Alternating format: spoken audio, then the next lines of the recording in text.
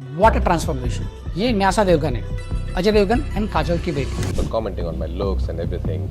So yeah, 8-9 years back, I did little touch up on my chin with fillers. Plastic Aishwarya. तो आज से कुछ सालों पहले जब लोगों को पता लगता था कि किसी बॉलीवुड स्टार ने प्लास्टिक सर्जरी करवाई है तो लोग शॉक्ड हो जाते थे. लेकिन आजकल जब कोई बॉलीवुड स्टार प्लास्टिक सर्जरी करवाता है तो लोगों का रिएक्शन बहुत ही कैजुअल होता है, क्योंकि आज की डेट में प्लास्टिक या यूं कहें कॉस्मेटिक सर्जरीज बहुत ही ज्यादा नॉर्मलाइज हो चुकी है. तो इसलिए आज की केस स्टडी में हम इस प्लास्टिक सर्जरी वाले टॉपिक पर डिटेल में बात करेंगे और पता लगाने का ट्राई करेंगे कि कैसे ये कॉस्मेटिक सर्जरीज बॉलीवुड में आई और कैसे बॉलीवुड ने इन सर्जरीज को इंडिया में नॉर्मलाइज किया. साथ ही साथ उस डार्क या इनसिक्योरिटी वाले रीजन पर भी बात करेंगे जिसकी वजह से बहुत सी हीरोइंस ऑलरेडी बहुत ज्यादा ब्यूटीफुल होने के बाद भी ये सर्जरीज करवाती हैं और कैसे इन ट्रीटमेंट्स की वजह से कुछ स्टार एंड एक्टर्स का करियर भी गेम ओवर हो गया था और ये कॉस्मेटिक सर्जरीज करवाने से कैसे हीरोइंस का करियर पहले के मुकाबले अब ज्यादा सक्सेसफुल हो गया है और कैसे इन्हीं प्लास्टिक सर्जरीज कराने की वजह से ये लोगों को सीवियर साइड इफेक्ट्स का सामना भी करना पड़ा, उस पर भी बात करेंगे.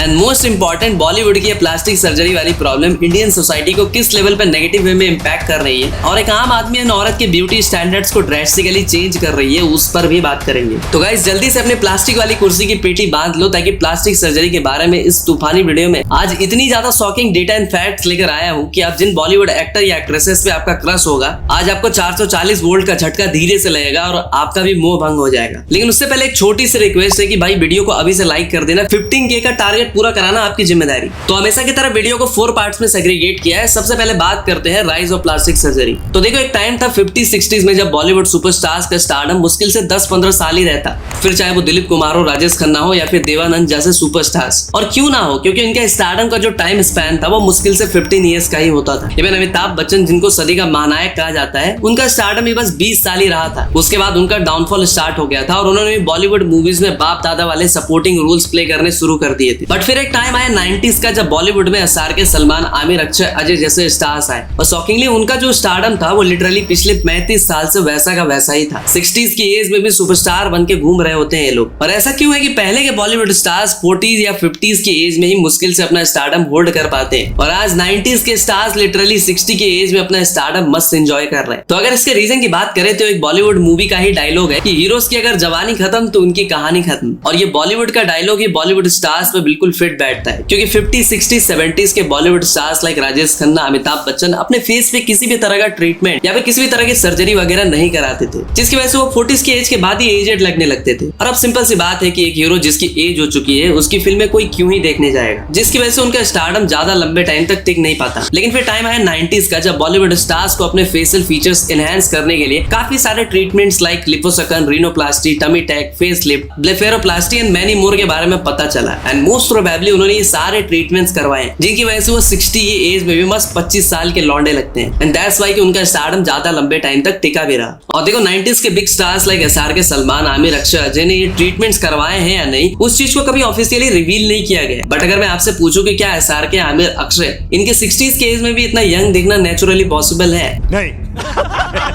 तो देखो, बॉलीवुड में सर्जरीज करवाते सभी है लेकिन बताता कोई नहीं. जैसे कि आमिर खान ने फेस पे रिंकल्स यानी कि झुर्रियां हटाने के लिए 3 इडियट्स में बोटॉक्स करवाया था, लेकिन कभी एक्सेप्ट नहीं किया. बट कुछ लोग हैं जिन्होंने इन सारी चीजों के बारे में खुलासा भी किया, जैसे कि राजकुमार राव, जो ओपनली बताते हैं कि कुछ सालों पहले उन्होंने हल्का सा फिलर वर्क कराया था. People commenting on my looks and everything.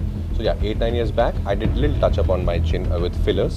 उसके अलावा इंडस्ट्री की चुगलखोर चाची, मेरा मतलब करण जौहर भी कहते हैं कि उन्होंने भी बोटॉक्स कराया था और साथ ही साथ अपनी नोज भी फिक्स कराई थी. और ये सारी बातें बताते हुए वो ये भी कहते हैं कि ये सारी चीजें इंडस्ट्री में हर कोई कराता है लेकिन अगेन कोई बताता नहीं. और अगर कुछ एग्जांपल्स की बात करें तो शाहिद कपूर ने रीनोप्लास्टी करवाई थी, मतलब यार वही अपनी नाक वगैरह ठीक कराई थी. टाइगर श्रॉफ ने भी रीनोप्लास्टी के साथ साथ कुछ अपनी चिन वगैरह पे भी काम कराया था. और हमारे भाईजान यानी कि सल्लू मियां और दीपिका के फेवरेट एक्स रणवीर कपूर ने भी हेयर ट्रांसप्लांट करवाया. अब देखो, अब तक मैंने जिन एक्टर्स की सर्जरी को लेकर बात की ना, वो सब मेल एक्टर्स हैं. और तुम्हें जान के शौक लगेगा कि बॉलीवुड में जितने मेल एक्टर कॉस्मेटिक सर्जरीज नहीं करवा रहे हैं, उससे 20 टाइम्स ज्यादा बॉलीवुड की हीरोइंस कॉस्मेटिक सर्जरीज करवा रही हैं. और साथ ही साथ अब हम बॉलीवुड हीरोइंस और कॉस्मेटिक सर्जरीज का एक ऐसा सच तुम्हें बताने वाले हैं जिसे सुन के तुम भी हिल जाओगे और इनके लिए तुम्हारा अट्रैक्शन कम हो जाएगा. तो देखो, एक popular cosmetic surgeon Vikram Rathore Singh है जो बताते हैं कि फीमेल एक्ट्रेस लुक को लेके मेल एक्टर के कंपैरिजन में बहुत ही ज्यादा इन्वेस्टेड होती है। और ये बात बिल्कुल सही है, क्योंकि लड़कों का क्या है कि मुंह में पानी मारा, बिम बार से मुंह धोकर निकल गया बाहर, लेकिन लड़कियां अपने लुक्स पे बहुत ज्यादा एफर्ट लगाती है। एक टाइम पे लड़कियां 3-4 टाइप की क्रीम्स थोपा करती थी और आज वही लड़कियां 3-4 टाइप की कॉस्मेटिक सर्जरीज करवाते घूम रही है। अरे बाप रे, ये तो धोती खोल रहा है। और इवन एक रिपोर्ट के अकॉर्डिंग इंडिया के अंदर जो कॉस्मेटिक सर्जरीज होती है उनमें बस 15% पेशेंट्स मेल होते हैं, बाकी 85% पेशेंट्स फीमेल ही होती है। आगे चले तो डॉक्टर विक्रम बताते हैं कि बॉलीवुड हीरोइंस बस अपने फेशियल फीचर्स को एनहांस करने के लिए सर्जरीज नहीं कराती, बल्कि साथ ही साथ बॉडी के बाकी पार्ट्स को भी बेटर कराने के लिए कुछ भी ट्रीटमेंट्स करवाती रहती है। जैसे कि मोस्टली एक्टर्स अपने हेडलाइट्स मेरा मतलब BBL कराती है, breast reduction surgery, breast uplift surgery, और ब्लेफेरोप्लास्टी और रीनोप्लास्टी भी कराती है। और हमारे डॉक्टर साहब ये भी बताते हैं कि बहुत सी बॉलीवुड एक्ट्रेसेस को प्रेग्नेंट होने के बाद या चाइल्ड बर्थ के बाद ये लगता है कि अब तो भैया उनका करियर खत्म, तो इसीलिए वो अपना करियर बचाने के लिए और अपना सेल्फ स्टीम को वापस गेन करने के लिए एक बेबी मेकओवर नाम का ट्रीटमेंट करवाती हैं, जिसके अंदर breast uplift, liposuction and tummy tuck जैसे प्रोसीड्यूर्स इन्वॉल्व होते हैं। अगर आपको अभी भी विश्वास नहीं है तो एक board certified plastic and cosmetic surgeon doctor Mithun Panchal का चैनल चेक कर लेना। इन डॉक्टर बाबू ने इन सारे बॉलीवुड स्टार्स के धागे खोल रखे हैं अपने चैनल पे। बल्कि यार अभी तो तुम्हें बहुत कुछ और भी बताना है। देखो, अब तक तो मैंने तुम्हें ये तो बता दिया कि बॉलीवुड एक्ट्रेसेस बॉलीवुड के मेल स्टार्स के कंपैरिजन में ज्यादा सर्जरीज कराती हैं, बट मैंने अभी तक किसी एक्ट्रेस का नाम नहीं लिया। तो अब चलो मैं अब तुम्हें उन बॉलीवुड एक्ट्रेसेस के बारे में बताता हूँ जिन्होंने सर्जरीज करवाई है। साथ ही साथ ये भी बताता हूँ कि किस किस ने कितनी कितनी सर्जरीज कराई है। तो सबसे पहले बात करते हैं बॉलीवुड की गमोरा, मेरा मतलब जानवी कपूर की, जिन्होंने भैया rhinoplasty, lip lift surgery, fillers, buccal fat remover, blepharoplasty, forehead reshaping, cheek implant, jawline reshaping, chest implant, तो पता नहीं क्या क्या करवाया है। मतलब इनके ऊपर बादशाह का गाना बिल्कुल ठीक बैठता है। राप चिक बाप चिक सब कुछ यहाँ है प्लास्टिक। और मैं तो ये सोच रहा हूँ कि बॉलीवुड की गमोरा के बॉडी का कौन सा हिस्सा ऐसा है जो आर्टिफिशियल नहीं है। अब आगे बात करते हैं मल्लिका शेरावत की। इन्होंने भी चेस्ट इम्प्लांट्स कराए हैं। प्रियंका चोपड़ा ने रीनोप्लास्टी एंड लिप फिलर्स जैसे ट्रीटमेंट्स कराए हैं। और अभी रिसेंटली शेफाली वाले केस के बाद मल्लिका शेरावत ने अपने फैंस से रिक्वेस्ट करके कहा था कि भैया आपसे हाथ जोड़ के निवेदन है, ये बोटॉक्स वगैरह मत कराइए, क्योंकि इनके इन ट्रीटमेंट्स की वजह से एक टाइम पे इनका करियर भी ऑलमोस्ट ओवर होने वाला था, जिसके बारे में भी हम आगे बात करेंगे। फिलहाल मुद्दे पे आते हैं तो करीना कपूर ने रीनोप्लास्टी एंड लिप फिलर्स करवाए हैं। शिल्पा शेट्टी ने भी रीनोप्लास्टी कराई है। उसके अलावा श्रुति हसन, आयशा टाकिया ने भी लिप फिलर्स एंड रीनोप्लास्टी जैसे ट्रीटमेंट्स कराए हैं। तो ये तो मैंने तुमको कुछ सेलेक्टिव एग्जांपल्स दिए। बाकी अगर मैं हर हीरोइन का नाम लेने बैठ गया ना तो ये वीडियो भी छोटी पड़ जाएगी, बस नाम लेने में पूरी वीडियो खत्म हो जाएगी। तो क्वेश्चन ये आता है कि इतनी बड़ी मात्रा में हीरोइंस इतनी सारी कॉस्मेटिक सर्जरीज करवाती क्यों है? तो अगर हम इन हीरोइंस की विदाउट सर्जरी वाला फेस देखें तो इनका वो फेस काफी ज्यादा ब्यूटीफुल ही होता है,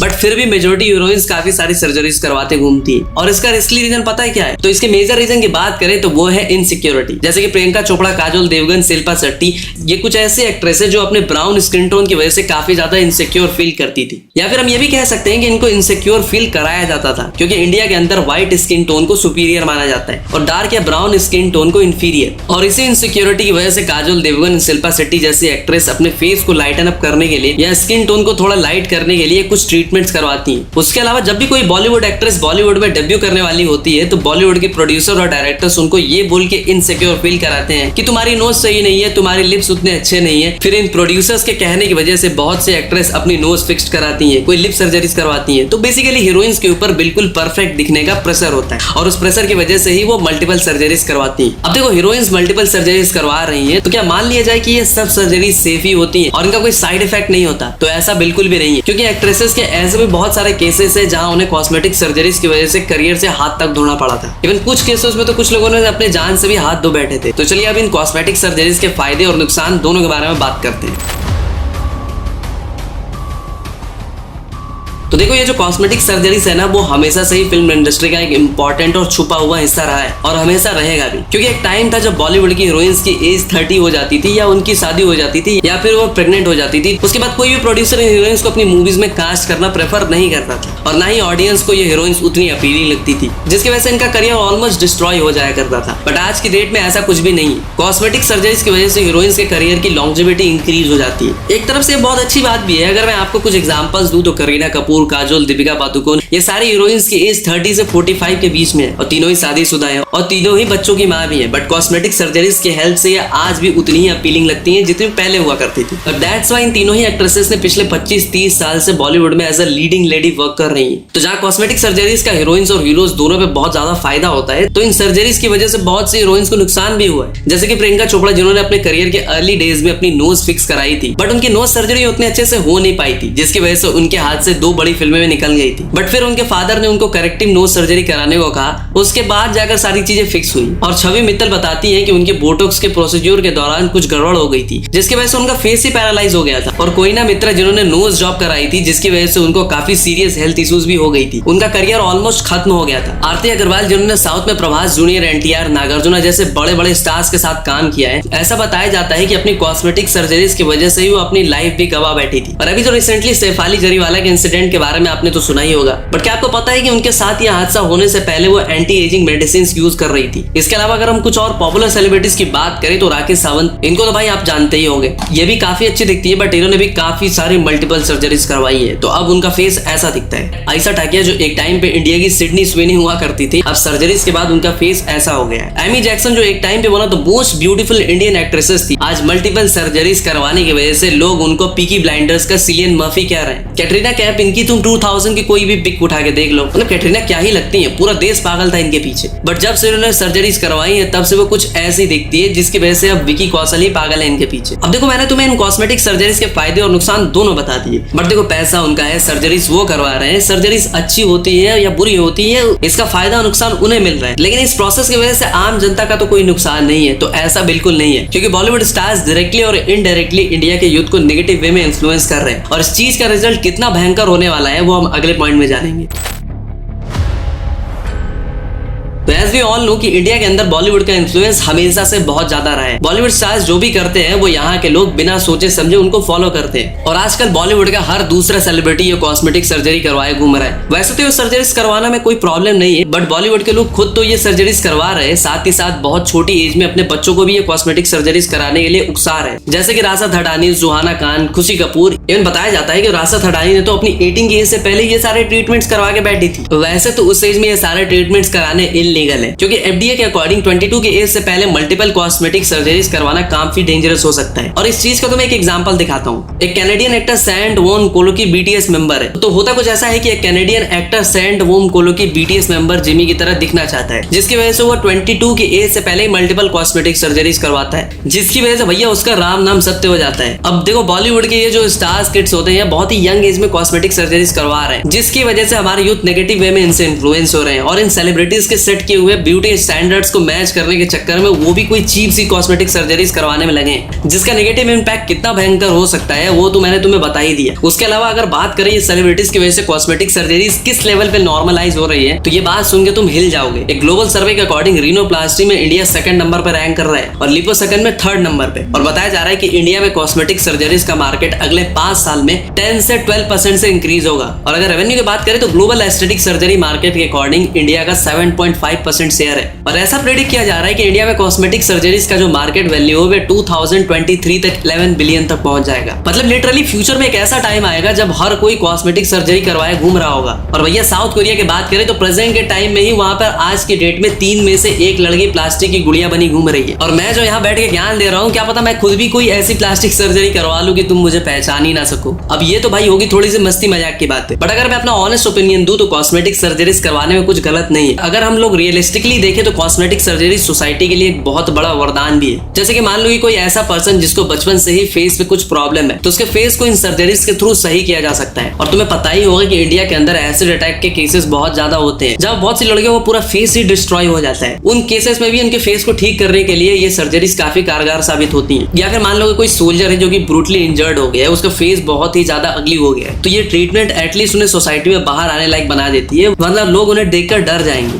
तो देखो, मेरे ओपिनियन में कॉस्मेटिक सर्जरी सोसाइटी के लिए काफी ज्यादा बेनिफिशियल हो सकती है, बट अगर हम इन सर्जरीज या ट्रीटमेंट्स का यूज सही तरीके से करें, ना कि इसे एक ब्यूटी स्टैंडर्ड बना दे। क्योंकि अगर हम इसे एक ब्यूटी स्टैंडर्ड बनाएंगे तो ये चीज सोसाइटी पे बहुत ज्यादा नेगेटिव इंपैक्ट डाल सकती है। तो अगर तुम भी ऐसे कोई सर्जरी करवाने के बारे में सोच रहे हो तो भाई किसी अच्छे सर्जन से करवाना, एडवाइस ले कराना। अदरवाइज सस्ते के चक्कर में कई बार चीजें बहुत ही महंगी पड़ती है। वरना वो यूपी का केस तो याद ही होगा, जहाँ डेंटिस्ट ने 2 इंजीनियर का हेयर ट्रांसप्लांट कर दिया था और बेचारे 48 आवर्स में स्वर्ग सिधार गए थे। तो भैया मैं तो कहूंगा कि आप जैसे हो वैसे ही अच्छे हो, फालतू की इनसिक्योरिटीज मत पालो, और जब भी लुक को लेकर एक बार इनसिक्योर फील करो तो एक बार रजनीकांत सर की तरफ देख लिया करो। तो लैडर भाई मिलता है आपसे इसी तरह की एक अगली वीडियो में। वीडियो पसंद आई हो तो लाइक मारो, दोस्तों के साथ शेयर करो यार। तब तक के लिए हर हर महादेव।